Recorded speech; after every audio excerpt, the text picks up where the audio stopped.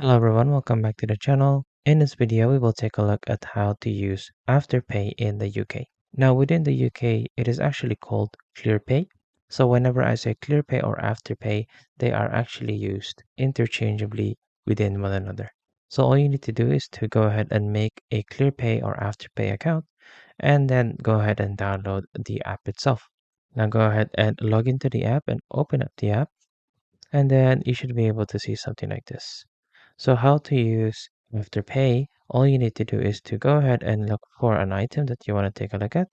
So say for example, I want to take a look at some items within Nike itself. And then let's go all the way down, and let's say I want to take a look at these shoes right here. Then all we need to do is to go right on ahead and choose the size that fits us or what for us, and then just go ahead and click add to bag. Go ahead and go into checkout right here. And then after going to your basket, just go ahead and click on go to checkout. And then if you have any of these accounts, just go ahead and do so. I'm just going to go on guest checkout right here. And then you need to go ahead and fill in your delivery details. So let's just create an example.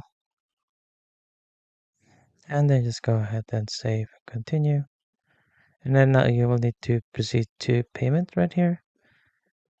And then as you can see, there is no option for ClearPay or Afterpay, but what you can actually do is to go ahead and click on credit and debit right here. And as you can see, the buy now, pay later becomes available. So let me show you that once again.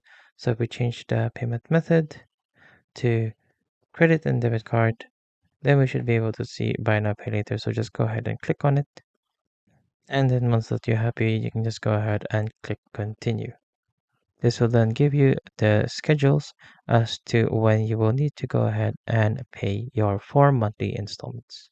Once that you're happy, just go ahead and click confirm, and then your order will be processed if you still have enough credit to buy the item. And there you go. I hope that you have found this tutorial useful. See you guys next time.